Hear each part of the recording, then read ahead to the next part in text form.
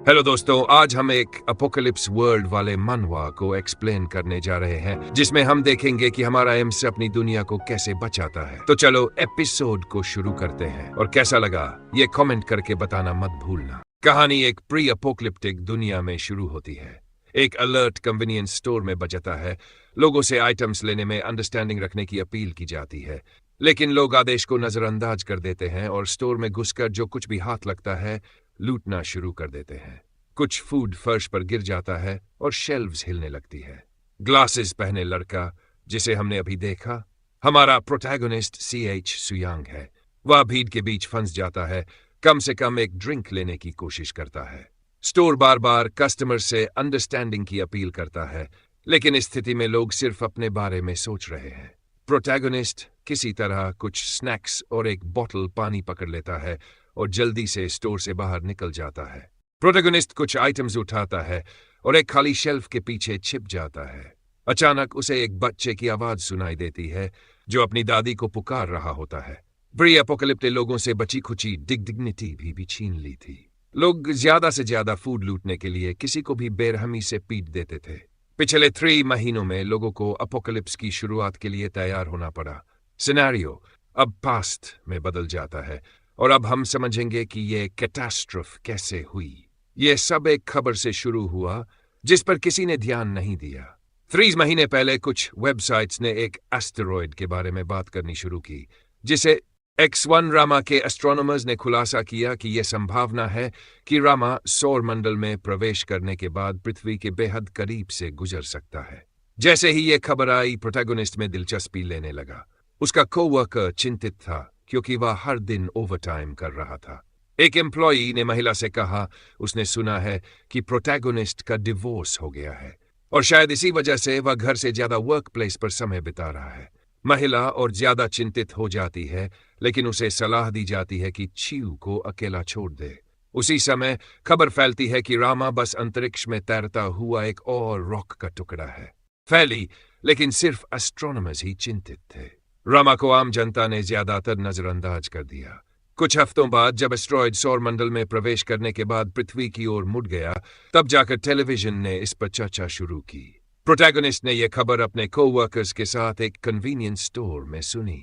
Reporter ने बताया कि international space development conference missiles के जरिए एस्टेरॉयड की दिशा बदलने का इरादा रखती है। एक थर्मोन्यूक्लियर इंजीनियर जिसका नाम टाकू किम है को बुलाया जाता है ताकि वह समझा सके हो रहा है। वह आदमी इनविटेशन के लिए धन्यवाद देता है, जबकि खाली नजरों से टेलीविजन की ओर देखता है। टिक समझाता है कि इस समय एक विशाल रॉक जिसका व्यास इन 60 किमी से ज्यादा है 7.5 पर सेकंड की गति से पृथ्वी की ओर बढ़ रही है। उससे अनुरोध करता है कि वह इसे और विस्तार से समझाए ताकि लोग इसे अच्छे से समझ सकें। सहमत होता है और बताता है कि जिस गति से एस्टेरॉयड बढ़ रहा है वह सिर्फ 6 घंटे में पृथ्वी से टकरा सकता है। टेक एक डेमोन्स्ट्रेशन करता है। वह अपनी कॉफी कप उठाकर प्रेजेंटर्स की तरफ फेंकता है। टकराने पर कप टूट जाता है और स्पष्ट करता है कि अगर एस्टेरॉयड पृथ्वी से टकराता है तो यह टुकड़ों में बन जाएगी, यहां तक कि बंकर्स भी किसी को नहीं बचा पाएंगे। वह वुमन डर कर देखने लगती है। हालात और बिगड़ते हुए इंजीनियर कहता है कि अब अगर वे कुछ करने की कोशिश भी करे तो कोलिजन को रोकना असंभव होगा। टेक आगे जोड़ता है कि इंटरनेशनल स्पेस डेवलपमेंट कॉन्फ्रेंस लोगों के दिमाग में झूठी उम्मीदें डाल रही है। यह मिस्रमा की दिशा बदलने में सक्षम नहीं है। प्रोटैगनिस्ट के कोवर्कर्स इस जानकारी से थोड़ा चिंतित हो जाते हैं। एस्टेरॉयड एक्सपर्ट्स ने लगता है पीपल इंटरनेट पर कमेंट करने लगते हैं कि दुनिया का अंत नजदीक है। कोवर्कर पूछता है कि क्या उन्हें लगता है कि यह सच में होगा। एक एम्प्लॉई जवाब देता है कि अगर ऐसा कुछ होता है तो वह अपने फैमिली के पास लौटने की योजना बना रहा है। फिर गर्ल पूछती है कि क्या स्यू भी अपने पेरेंट्स को लेकर चिंतित है। प्रोटैगनिस्ट ठंडे अंदाज में जवाब देता है कि उसके पेरेंट्स कुछ महीनों पहले ही गुजर चुके हैं। इस बीच इंटरव्यू में टक आगे कहता है कि दुनिया के पास बचने का मौका हो सकता था अगर एस्टेरॉयड को कम से कम 1 साल पहले खोज लिया गया होता। इसके बाद कुछ हफ्तों बाद भी धरती की ओर बढ़ता रहा। International conference on space development को एक नया अनाउंसमेंट करने के लिए मजबूर होना पड़ा। उन्हें दोबारा पुष्टि की कि हजारों मिसाइल्स को एक साथ स्पेस में दागने की योजना अभी भी बरकरार है। गोल यह है कि एक्सप्लोजन्स के प्रभाव से एस्टेरॉयड का मार्ग बदला जाए।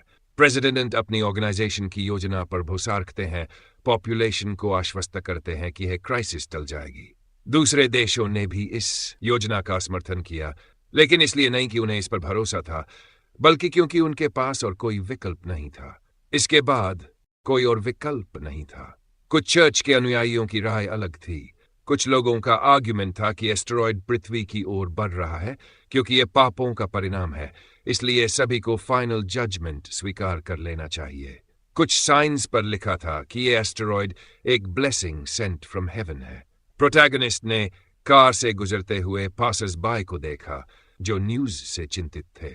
इतने समय के बाद लोगों को चिंता होने लगी, लेकिन अब कुछ किया नहीं जा सकता था। प्रेसिडेंट डैनियल ने वादा किया कि वे रामा को रोक सकते हैं ताकि लोग सुकून से सो सके, शांति से सो सके, लेकिन उस दिन के बाद से सब कुछ बदतर हो गया। अब लोग खाने और पानी के लिए एक दूसरे से लड़ रहे हैं। वापस प्रेजेंट मोमेंट में आता है, ठीक 3 महीने बाद एस्टेरॉयड अनाउंसमेंट के। प्रोटैगनिस्ट स्टोर में जमीन पर गिरी लेडी के पास जाता है और उसे कुछ ग्रोसरीज देने की कोशिश करता है। अचानक कुछ लोग जो स्टोर से भाग रहे थे उसके सिर पर मारते हैं और किलू नीचे गिर जाता है। वो ट्रैम्पल हो जाता है। वो फ्लोर पर पड़े अपने आइटम्स को देखता है और देखता है कि जिसे उसने पहले हेल्प की थी उसने उसकी मदद करने के बारे में सोचा तक नहीं, बल्कि उसने सारे सामान चुरा लिए। उसकी सारी ग्रोसरीज चोरी करके वो भाग गई। प्रोटैगनिस्ट अब स्टोर के अंदर अकेला रह गया। उसे लोगों की बेरहमी पर यकीन नहीं हुआ। उसी वक्त कुछ ड्रिंक कैन्स जो पीछे छूट गई थीं उसकी पैर से टकराती हैं। कोसू उठता है, सोडा हाथ में लेता है और कैश रजिस्टर में पैसे छोड़कर चला जाता है। उसने चोरी करने से इनकार कर दिया, चाहे हालात जैसे भी हों, क्योंकि वो इसे सही नहीं मानता था। लत का स्टोर से बाहर निकलता है और जैसे ही वो बाहर कदम रखता है वो कॉन्फ्रेंस के मिसाइल्स को दागते हुए देखता है। आसमान का रंग पूरी तरह बदल जाता है। शुरुआत में दुनिया को उम्मीद थी, लेकिन उस दिन सबको शक होने लगा। मिसाइल लॉन्च होने के बाद कई मलबे के टुकड़े लोगों के ऊपर गिरने लगे। घर वापस लौट आया इस यकीन के साथ कि अब कोई अगला दिन नहीं होगा। आखिरकार इंसानियत असफल रही एस्टेरॉयड की ट्रेजेक्टरी बदलने में। किलू ने सोचा कि सब खत्म होने से पहले वो अपना फोटो एल्बम देख ले। वो अपने परिवार के साथ बिताए गए खुशी के लम्हों को याद करता है। एल्बम बंद करते ही उसकी ग्रेजुएशन की एक फोटो नीचे गिरती है। अपने अपार्टमेंट में की बालकनी की तरफ देखता है और अपना ड्रिंक उठाता है। वो आगे बढ़ता है। वहां जाकर वो कैन खोलता है। आसपास की इमारतें गिरने लगती हैं और आग तेजी से फैलती है। अब बस कुछ ही सेकंड बचे हैं रामा के पृथ्वी से टकराने में। इसी पल प्रोटैगनिस्ट ड्रिंक की कैन उठाकर आसमान की ओर करता है और स्वास्थ्य की कामना करता है। इसके बाद एस्टेरॉयड पृथ्वी से टकराता है और सब कुछ अंधकार में डूब जाता है। कोसू को अपने चेहरे पर एक हल्की रोशनी महसूस होती है। डरते हुए वो अपनी आंखें खोलता है और देखता है कि वो वापस अपने कमरे में है। एसी चालू है, किधर उधर बिखरी है और उसका स्कूल यूनिफॉर्म पूरी तरह टंगा हुआ है। प्रोटैगनिस्ट बिस्तर से उठता है और खुद से दोहराता है कि उसे यकीन है दुनिया खत्म हो चुकी थी। जैसे ही वो अपनी नजर घुमाता है उसे एक आईना दिखता है। कियोसुकांग एक साधारण ऑफिस वर्कर था जिसे ह्यूमैनिटी के साथ खत्म कर दिया गया था जब एस्टेरॉयड रामा पृथ्वी से टकराया था, लेकिन अब वो वापस अपने 30 साल के रूप में लौट आया है। प्रोटैगनिस्ट को इस बात को समझने में समय लगता है। उसका बचपन का कमरा बिल्कुल वैसा ही है जैसा पहले था, इसलिए कोसू को ऐसा महसूस होता है जैसे वो कोई फ्लैशबैक जी रहा हो या फिर अपनी जिंदगी की ट्रेजेक्टरी अपनी आंखों के सामने दोबारा देख रहा हो। इससे पहले कि ये सब सपना बन जाए, प्रोटैगनिस्ट कंप्यूटर को छूता है। कोई किताब उठाकर यह सुनिश्चित करने के लिए कि यह सपना है, वह ठंडे पसीने से भीग जाता है क्योंकि उसे एहसास होता है कि वह इस सारी सामग्री को पहले से जानता है। लड़का कुर्सी पर बैठता है और अपनी सांसें नियंत्रित करने की कोशिश करता है। उस कमरे की हर चीज अब भी उसकी यादों में ताजा है। चिलू को तुरंत एक आइडिया आता है और वह जल्दी से कंप्यूटर रन करता है। वह एस्टेरॉयड X1 रामा के बारे में सर्च करता है, लेकिन कोई रिजल्ट नहीं मिलता। प्रोटैगनिस्ट फिर से एस्टेरॉयड से जुड़ी किसी भी जानकारी को खोजने की कोशिश करता है, लेकिन उसे कुछ भी नहीं मिलता। वह खुद को शांत करने की कोशिश करता है और आखिरकार इस संभावना के बारे में सोचता है कि वह समय में पीछे चला गया है, लेकिन यह विचार उसे सही नहीं लगता। अपनी सोच को क्रम में लाते हुए वह ये मानने लगता है कि शायद उसे एलियंस ने कैद कर लिया है। शायद उसका डीएनए हटा दिया गया है और उन्होंने उसका एक क्लोन बना दिया है। प्रोटागोनिस्ट के लिए यह समझ में आता है कि एलियंस ने उसकी यादों को चुरा लिया और उसके कमरे को फिर से बनाया। उसी समय वह ऊपर देखता है और पूछता है कि क्या कोई उसे देख रहा है। कोई जवाब नहीं मिलता। शिल सब एक और संभावना पर विचार करता है। अब उसे लगता है कि शायद उसे किसी ऑल्टरनेट वर्ल्ड में भेज दिया गया है। लड़का अनगिनत थ्योरी सोचता है जो उसके समय में लौटने की व्याख्या कर सकती है, लेकिन आखिर में वह इस नतीजे पर पहुंचता है कि शायद वह सच में बिना किसी व्याख्या के। शुरुआत में प्रोटागोनिस्ट को लगा कि वह तबाही सिर्फ एक सपना थी, लेकिन अपने आखिरी पलों की यादें ने इतनी वास्तविक लगी कि उसने इस संभावना को खारिज कर दिया। कोसू अब और कुछ नहीं समझ पा रहा था और रोने लगा। कोई दरवाजा खोलता है और एक महिला आवाज पूछती है कि क्या वह जाग गया है। प्रोटागोनिस्ट उस महिला को देखता रह जाता है जबकि वह पूछती है कि कमरा इतना बिखरा हुआ क्यों है। फर्श पर गिरी किताबें समेटी जा रही थी, लेकिन शोसू वहीं खड़ा रह गया, जिसे वह फिर कभी नहीं देख पाएगा। ऐसा सोचने वाले अपनी मां को अपने सामने देखकर स्तब्ध था। फिर से वह महिला उसका ध्यान खींचने की कोशिश करती है और चिंतित नजर आती है जब उसे कोई जवाब नहीं मिलता। अचानक प्रोटागोनिस्ट दौड़कर उसे गले लगा लेता है। मां पूछती है कि क्या उसने कोई बुरा सपना देखा था। पिता भी चिंतित होकर पास आते हैं। उस पल प्रोटागोनिस्ट को इस बात की परवाह नहीं थी कि यह कोई क्लोन है या सिर्फ एक सपना। वह बस अपने माता पिता के साथ बिताए गए पलों को दोबारा जीना चाहता था। पिता ने भी उसे गले लगाया और वादा किया कि सब कुछ ठीक हो जाएगा। कुछ घंटे बाद कोसू अपने माता पिता का इंतजार कर रहा था नेशनल साइंस म्यूजियम के सामने। पिता चिल्लाते हैं कि उन्होंने टिकट लिए हैं। प्रोटागोनिस्ट ने एलियंस द्वारा किडनैप किए जाने वाली सोच को छोड़ दिया, क्योंकि अपने माता पिता से मिलने के बाद उसे याद आया कि उन्हें दाह संस्कार किया गया था और बिना उनके डीएनए के क्लोन बनाना नामुमकिन था। च्यू को यह नहीं पता कि वह समय में पीछे कैसे आया, लेकिन वह तय करता है कि वह इस अवसर का पूरा फायदा उठाएगा। फिर लड़का अपने माता पिता के साथ म्यूजियम में प्रवेश करता है और ग्रहों के कुछ मॉडल को नजदीक से देखता है, ये समझने की कोशिश करते हुए कि आखिर सिर्फ वही समय में वापस क्यों आया। किलू दीवार पर लगे कुछ पोर्ट्रेट्स पर ध्यान देता है। कुछ भौतिकविदों को देखकर वह सोचता है कि उससे ज्यादा योग्य किसी और को यह मौका क्यों नहीं मिला।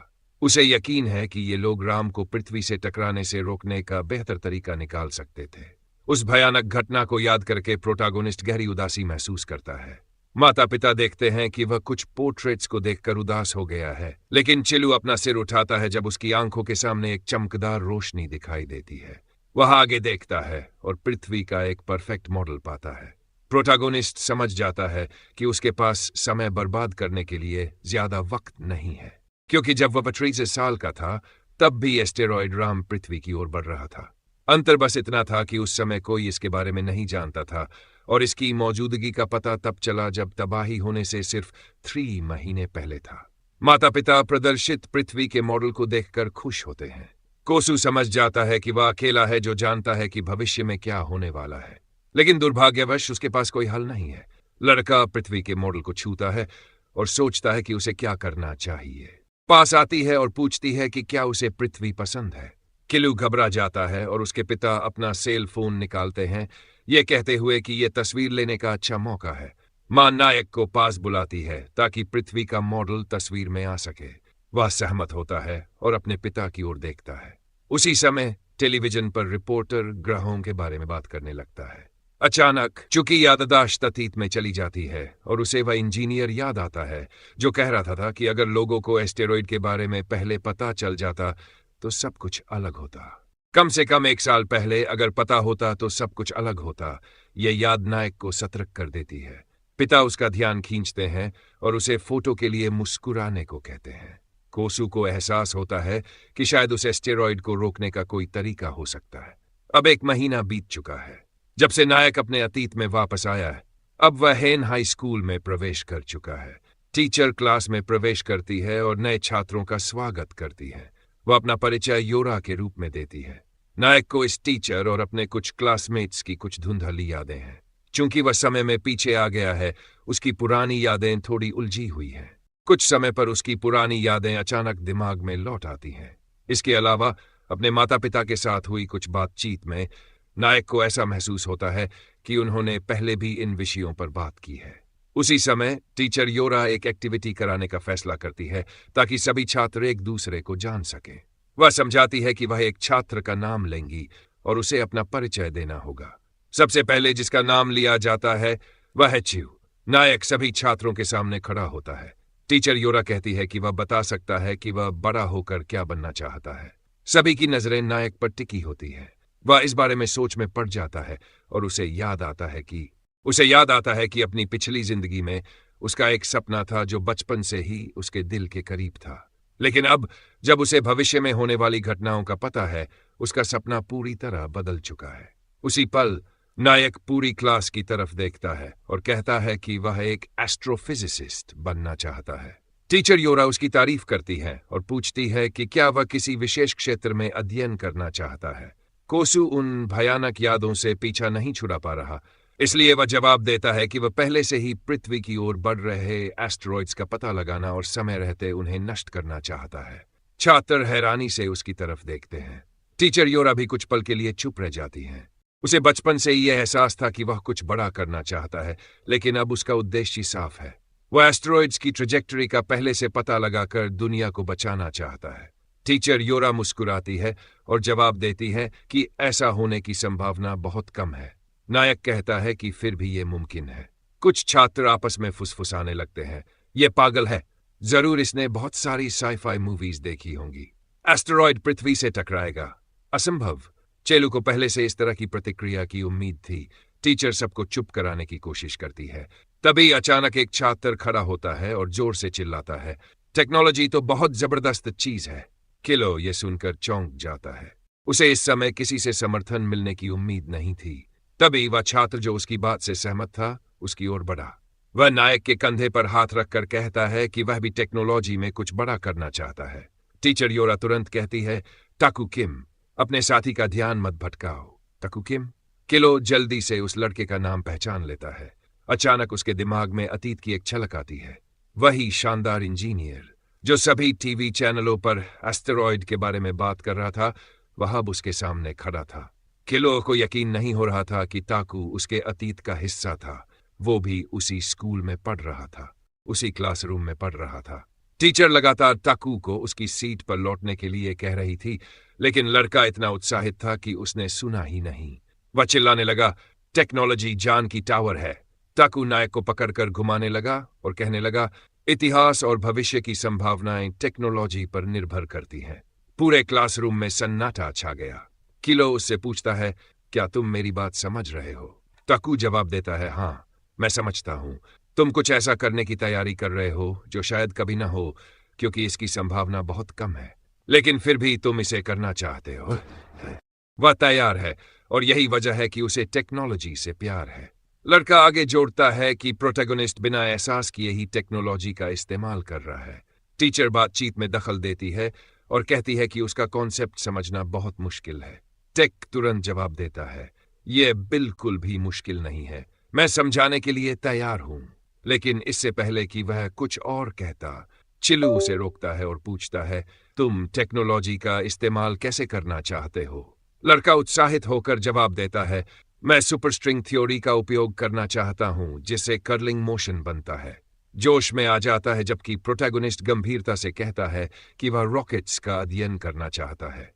क्योंकि करते हैं। पूछता है कि प्रोटैगनिस्ट सुपरस्ट्रिंग थ्योरी क्यों नहीं पढ़ता। कैस का प्लान है कि वह एक रॉकेट इंजन विकसित करे जो एस्टेरॉइड की ट्रेजेक्टरी को बदलने के लिए काफी ताकतवर हो। अब वह सोचता है कि टेक को इस प्लान में कैसे शामिल किया जाए। लेकिन पहले प्रोटैगनिस्ट जवाब देता है कि सुपरस्ट्रिंग थ्योरी की समस्या यह है कि इसे रियल एक्सपेरिमेंट्स के जरिए साबित करना मुश्किल है। वह केवल थियोरीज पर काम करना पसंद नहीं करता। टिक जोर से चिल्लाता है, थ्योरी सबसे अच्छी चीज है। अपनी नोटबुक में एक रॉकेट बनाते हुए एक्सप्लेन करता है। बहुत दिलचस्प लगती है। टीयू ध्यान से स्केचबुक को देखता है, जबकि प्रोटैगनिस्ट उसे रॉकेट इंजन्स की पढ़ाई करने के लिए मनाने की कोशिश करता है।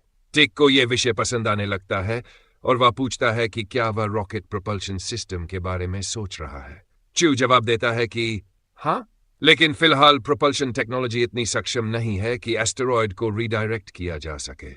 इसी वजह से थर्मोन्यूक्लियर इंजन बनाना ज्यादा दिलचस्प होगा। टिक स्केचबुक उठाता है और पूछता है कि क्या वह लिक्विड कोर वाले थर्मोन्यूक्लियर इंजन के बारे में सोच रहा है। प्रोटैगनिस्ट के लिए यह आइडिया कि यह तो वही टेक्नोलॉजी है जिसकी उसने कल्पना की थी। प्रोटैगनिस्ट बताता है कि यह लगभग इम्पॉसिबल है क्योंकि अभी के साइंटिस्ट्स ने सॉलिड कोर टेक्नोलॉजी पर भी ज्यादा प्रगति नहीं की है, लेकिन उसे यह आइडिया पसंद आता है और वह पूछता है कि अगर यह टेक्नोलॉजी काम करे तो रॉकेट की स्पीड कितनी होगी। कोसू जवाब देता है कि उसने अभी कैलकुलेशंस नहीं की है, लेकिन स्पीड से ज्यादा थ्रस्ट जरूरी होगा। टेउ मान लेता है कि उसके पास कम से कम कोई एस्टिमेट तो होगा। प्रोटैगनिस्ट थोड़ा घबराते हुए जवाब देता है कि वह 10 स्पीड ऑफ लाइट की उम्मीद करता है। उसकी ओर देखता है, फिर नोटबुक को दोबारा चेक करता है और फिर जोश में चिल्लाता है कि फेल हो चुकी थी। 20 साल बाद सीन बदलकर एक बिखरी हुई हाउस में आ जाता है। टेलीविजन पर एक आवाज गूंजती है जो घोषणा कर रही है कि रामा के खिलाफ बनाई काउंटर मेजर असफल हो चुकी है। कोसू और टाकू ध्यान से सुन रहे होते हैं क्योंकि स्पेस डेवलपमेंट कॉन्फ्रेंस ने एंड ऑफ द वर्ल्ड की आधिकारिक घोषणा कर दी है। पहले बताई गई काउंटर मेजर नाकाम रही थी और अब काउंटर मेजर का प्लान रॉकेट प्रोपल्शन सिस्टम का उपयोग करके एस्टेरॉयड की ट्रेजेक्टरी बदलने का था। उसी वक्त प्रोटैगनिस्ट ने टीक्यू की तरफ देखा और पूछा, तुमने तो कहा था कि सब ठीक चल रहा है। टेलीविजन पर रिपोर्टर समझाता है कि यह योजना टेक्नोलॉजिकल लिमिट्स के कारण अनफीजिबल मानी गई। इसके अलावा इस प्रोजेक्ट के मुख्य वैज्ञानिक टेक किम ने इस असफलता की रिस्पॉन्सिबिलिटी लेते हुए अपना पद छोड़ दिया। टाकू जोर से हंस पड़ता है जब उसे टेलीविजन पर अपनी डिसमिसल की खबर मिलती है। रिपोर्टर न्यूज खत्म करते हुए कहता है कि अब international conference on space development अब मिसाइल्स को लास्ट रिजोर्ट के रूप में इस्तेमाल करेगी। प्रोटैगनिस्ट अपने साथी की ओर देखता है, महसूस करता है कि वो अपनी फ्रस्ट्रेशन को उन हंसी के पीछे छिपाने की कोशिश कर रहा है। टेक टीवी चैनल बदलते हुए कहता है कि एक्सपर्ट्स ने उसकी बातों को नहीं माना। सिर्फ प्रोटैगनिस्ट ही एकमात्र व्यक्ति था जिसने एस्टेरॉयड एक्स रामा के बारे में सबसे पहले पता लगाया था। उसने कुछ इंटरव्यूज भी दिए, लेकिन वो लोगों को कन्विंस करने में नाकाम रहा। जैसे ही उसने स्कूल छोड़ा, प्रोटैगनिस्ट एक एस्ट्रोनॉमर बन गया और उसने ये एस्टेरॉयड बाकी दुनिया से 3 साल पहले ही खोज लिया था। प्रोटैगनिस्ट की कैलकुलेशंस एकदम एक्यूरेट थी और उसने दुनिया को रामा के अर्थ से टकराने के परिणामों के बारे में चेतावनी दी थी, लेकिन यह काफी नहीं था लोगों का ध्यान खींचने के लिए। टेक जोड़ता है कि दुनिया के लिए प्रोटैगनिस्ट बस एक साधारण एस्ट्रोनॉमर था जो टीवी पर आकर कहता था कि एस्टेरॉयड एक खतरा है। लोगों ने उसे इग्नोर कर दिया और सोचा कि वो सिर्फ पैसा कमाने के लिए ऐसा कर रहा है। टेक कहता है, मैंने इतने सालों तक तुम्हारे साथ रहा हूं, मैं जानता हूं कि तुम ऐसा कभी नहीं करोगे। लेकिन वो ये भी समझता है कि दुनिया के लिए ये पागलपन था, ये सुनना कि एक टुकड़ा चट्टान पूरी मानवता को मिटा सकता है। सरकार ने भी उसकी जानकारी पर ध्यान नहीं दिया क्योंकि एस्टेरॉयड बहुत दूर था। अब जब कुछ करने को नहीं बचा तो उन्होंने बस हार मान ली। उन्हें एहसास हुआ कि उन्हें प्रोटैगनिस्ट की बात माननी चाहिए थी, लेकिन अब बहुत देर हो चुकी थी। चिलू चुपचाप अपने दोस्त की शिकायतें सुनता रहा। टैक आगे कहता है कि सरकार को अब मिसाइल्स दागने जैसे फेल हो चुके उपाय का सहारा लेना पड़ रहा है। किलू पूछता है, क्या तुम रॉकेट इंजन पर काम नहीं कर रहे थे? टाकू जवाब देता है कि दूसरे विशेषज्ञों ने सहयोग करने से मना कर दिया। उन्होंने उसके निर्देशों को नजरअंदाज कर दिया कि पार्ट्स कैसे बनाने हैं, और डायरेक्टर्स सिर्फ राजनीतिक प्रभाव पाने के लिए इस प्रोजेक्ट में शामिल हुए थे। इसी वजह से टेक इंजन पूरा नहीं कर सका। प्रोटैगनिस्ट जोर से पूछता है, तुमने पहले क्यों नहीं बताया कि तुम्हें ये दिक्कतें हो रही थी? टेक कुछ बहाने बनाने की कोशिश करता है, लेकिन फिर मान लेता है कि उसने अपने प्राइड की वजह से कुछ नहीं बताया। किलू गुस्से में पूछता है, क्या तुमने सिर्फ अपने घमंड की वजह से हमारी बचने की आखिरी उम्मीद खो दी? टेक चिल्लाकर कहता है कि उसके लिए इस प्रोजेक्ट को पूरा करना बहुत जरूरी था। वो दुनिया को दिखाना चाहता था। कामयाब हो पाएगा, लेकिन उसने कोशिश नहीं छोड़ी। अपना चेहरा हाथ से ढक लेता है, अपनी आंखों से बहते आंसू रोकने की कोशिश करता है। टीक बोलता रहता है कि ये सब आसान नहीं था। चू जवाब देता है, अगर तुम्हारा घमंड बीच में ना आता तो शायद ये थोड़ा आसान हो सकता था। वो अपने चश्मे उतारता है, आंसू पोंछता है और कहता है, मुझे यकीन है कि तुमने इसे मजाक समझा होगा, क्योंकि तुम वैसे ही इंसान हो। तो क्या तुम्हें पहले से पता था? प्रोटैगोनिस्ट धीरे से जवाब देता है। हाँ, मुझे शुरू से ही पता था कि तुम। फिर से मिलने की उम्मीद में चिलू भारी मन से चलता रहता है। वो अपार्टमेंट का दरवाजा जोर से बंद करता है और टेक एक हल्की राहत महसूस करता है क्योंकि उसने आखिरकार सच कह दिया। इसी दौरान चिलू सड़क पर चलते हुए वैसे ही धार्मिक प्रदर्शनों को देखता है जैसे उसने अपनी पिछली जिंदगी में देखे थे। वो खुद को दोष देने लगता है। मैंने सब कुछ पहले से जानते हुए भी असफलता को नहीं रोका। उसे अफसोस होता है कि उसने इस दूसरी जिंदगी को बर्बाद कर दिया। लेकिन तभी उसे याद आता है, दुनिया के खत्म होने के बाद मैं फिर से अतीत में लौट पाऊंगा। इस उम्मीद के साथ वो फिर से एक और मौका मिलने की आशा करता है। देखने के बाद एक बार फिर अपनी पसंदीदा ड्रिंक खरीदता है और घर लौटता है। वो सेहत की कामना करता है और राम दूसरी बार पृथ्वी से टकरा जाता है। फिर किलो जागता है। एक बार फिर वो 3 साल के अपने बचपन में लौट चुका था। जैसे ही वो कैलेंडर चेक करता है, उसे पता चलता है कि इस बार वो पहली बार से अलग तारीख पर वापस आया है। अब वो पहले से 2 महीने और पीछे लौट चुका था। इसका मतलब था कि वो हर बार एक ही समय पर नहीं लौटेगा। कुछ दिन बाद किलो स्कूल जाता है, लेकिन वो बाकी छात्रों से अलग थलग रहता है। यूरा टीचर नोटिस करती है कि लड़का अपने किताबों में बहुत ध्यान लगाए हुए है। उसे ये देखकर अच्छा लगता है। अपने बीते जीवन की यादों में झांकते हुए किलो महसूस करता है कि वो एक गैर जिम्मेदार खगोल शास्त्री था। इसी बीच टीचर यूरा उसे पढ़ाई करते हुए देखती है, लेकिन उसे बिना दोस्तों के देखकर बुरा भी लगता है।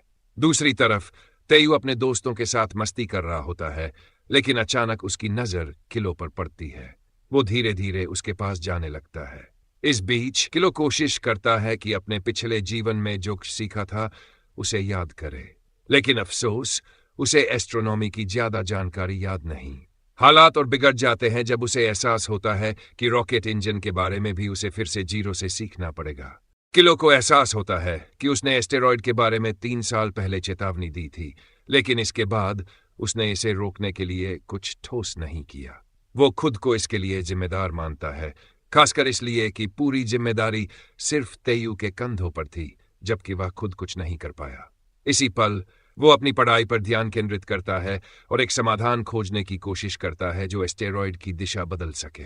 तभी अचानक एक आवाज आती है, तुम्हारी टेक्नोलॉजी कैसी चल रही है? किलो चौंक जाता है। तेयू उसके सामने खड़ा होता है। वो जवाब देता है कि वो अभी कन्वर्जन फॉर्मूलाज याद कर रहा है। तेयू कहता है कि अगर वो लगातार अभ्यास करेगा तो ये अपने आप आसान हो जाएगा। तेयू कहता है कि अगर टेक्नोलॉजी को समझा जाए तो बिना याद किए भी फॉर्मूले लिखे जा सकते हैं। प्रोटैगोनिस्ट इसका विरोध करना चाहता है, लेकिन जानता है कि इससे उसका समय ही बर्बाद होगा, इसलिए वो इस बहस को यहीं छोड़ देता है। तेयू का मूड अचानक बदल जाता है जब वो प्रोटैगोनिस्ट की डेस्क पर कुछ कॉलेज लेवल की किताबें देखता है। किलो उससे कहता है कि उसे अकेला छोड़ दे, जिसके बाद दोनों अलग हो जाते हैं। 1 महीने बाद सेमेस्टर खत्म होने वाला होता है और छात्र कैफेटेरिया की ओर बढ़ते हैं और प्रोटैगोनिस्ट भी निकलने की तैयारी करता है। तभी उसे ताइकू की तारीफें सुनाई देती है। लोग उसकी प्रोफेशनल मूनक्राफ्ट टीम में शामिल होने के लिए प्रशंसा कर रहे होते हैं। किलो सुनता है कि उसका साथी ये शेखी बघार रहा है कि उसे कई प्रोफेशनल टीमों से ऑफर मिले हैं। फिलहाल तेयू सिर्फ एक इंटर्न है, लेकिन उसका इरादा भविष्य में टीम का कैप्टन बनने का है। कुछ मिनट बाद जब तेयू के दोस्त वहां से चले जाते हैं तो प्रोटैगोनिस्ट उससे मिलने जाता है। वो पूछता है कि क्या उसने नहीं कहा था कि उसका सपना रॉकेट लॉन्च करना था। तेयू जवाब देता है कि अब उसका सपना बदल चुका है। कुछ समय बाद छात्र कक्षा में वापस आते हैं और टीचर उन्हें बताते हैं कि आज वे केमिकल रिएक्शन में मास्टरी के बदलावों के बारे में पढ़ेंगे। तेयू इस विषय को सुनकर ऊब महसूस करता है। प्रोटैगोनिस्ट को ये नया तेयू पसंद नहीं आता। उसे लगता है कि अब भी उतना ही गैर जिम्मेदार है जितना पहले था। क्लास खत्म होने के बाद चिऊ सोचता रहता है कि वह इस बार तेयू पर भरोसा नहीं करेगा। इस जीवन में वह अकेले ही उस एस्ट्रॉयड को रोकने का फैसला करता है। 20 साल भी है, रॉकेट टेस्ट रूम में बदल जाता है। एक आवाज इंजीनियर्स को अपनी पोजीशन पर लौटने की चेतावनी देती है, क्योंकि इंजन इग्निशन टेस्ट शुरू होने वाला है। प्रोफेशनल्स वापस आते हैं और टेस्ट शुरू करने के लिए हरी झंडी देते हैं। विशेषज्ञ कहते हैं कि सब कुछ पूरी तरह से ठीक है। एक सुनहरे बालों वाली लड़की गहरी सांस लेती है और कहती है कि उसे पूरा यकीन है कि यह काम करेगा। फिर वह प्रोटैगोनिस्ट को लीडर कहकर बुलाती है और पूछती है कि क्या वह इंजन चालू कर सकती है। किलू जवाब देता है हाँ। लड़की आगे देखती है और काउंटडाउन शुरू करती है। जैसे ही वह आखिरी संख्या तक पहुंचती है, जैसे ही आखिरी सेकंड गिना जाता है, वह इग्निशन चालू करने के लिए कहती है। टेस्ट सफलतापूर्वक पूरा हो जाता है। सभी इंजीनियर्स खुशी से जश्न मनाते हैं। लड़की भी खुश होती है, लेकिन नोटिस करती है कि प्रोटैगोनिस्ट के चेहरे के भाव नहीं बदले। वह पूछती है, क्या तुम इस रिजल्ट से खुश नहीं हो? किलू जवाब देता है, मैं खुश हूं। महिला कहती है, अगर मैं तुम्हारी जगह होती तो खुशी से झूम उठती। आखिर तुम्हारा रॉकेट इंजन अभी अभी मंगल ग्रह पर एक्सप्लोरेशन के लिए लॉन्च हुआ है। प्रोटैगोनिस्ट शांत स्वर में जवाब देता है, अभी जश्न मनाने का समय नहीं आया है, अभी बहुत काम बाकी है। यहां तक कि इस टेस्ट को भी और सुधारने की जरूरत है। टेस्ट को पूरी तरह सुनिश्चित करने के लिए इसे कुछ और बार दोहराना होगा। महिला शिकायत करती है कि किलू हमेशा भविष्य के काम के बारे में सोचता रहता है और आज की सफलता का जश्न तक नहीं मना रहा। वह हंसते हुए पूछती है, क्या तुम अभी से मंगल पर एक्सप्लोरेशन प्लान के बारे में सोच रहे हो? लड़की बस टेस्ट के बाद थोड़ा आराम चाहती थी, लेकिन प्रोटैगोनिस्ट पूरी गंभीरता से जवाब देता है कि उसने पहले ही अपने एक्सप्लोरेशन प्लान को लागू करने का इरादा बना लिया है और इसके लिए जरूरी स्पेसिफिकेशंस की भी रिक्वेस्ट कर दी है। चियोसी जितना संभव हो उतना समय बचाना चाहता है ताकि X1 रामा के डिटेक्ट होने से पहले फील्ड टेस्ट कर सके। उसी समय वह उठता है और लड़की को ऑड्री कहकर पुकारता है। फिर वह उससे कहता है कि आज के रिजल्ट्स मार्स एक्सप्लोरेशन कमेटी को भेज दे। ऑड्री कुछ कहने की कोशिश करती है, लेकिन प्रोटैगोनिस्ट बिना पीछे देखे टेस्ट रूम से बाहर निकल जाता है। वह उदास हो जाती है क्योंकि उसने सोचा था कि जब टेस्ट सफल होगा तो वह किलू के साथ एक म्यूजिकल देखने जाएगी, लेकिन वह तो सिर्फ काम के बारे में ही सोच रहा था, इसलिए उसे टिकट देने का मौका भी नहीं मिला। तो दोस्तों, इस मनहवा के अभी ज्यादा चैप्टर्स रिलीज नहीं हुए हैं, इसलिए फिलहाल मैंने सिर्फ 3 मिनट का ही एपिसोड अपलोड किया है, लेकिन घबराने की कोई जरूरत नहीं। एक दिन बाद हम इसका नया पार्ट लेकर वापस आएंगे, तो उसे जरूर देखना। आज का वीडियो यहीं खत्म होता है। अगर आपको ये वीडियो जरा भी पसंद आया हो तो लाइक, सब्सक्राइब और कमेंट करना मत भूलना। आपकी राय हमारे लिए बहुत जरूरी है, तो कमेंट सेक्शन में बताना कैसा लगा। मिलते हैं अगले एपिसोड में, तब तक के लिए बाय बाय।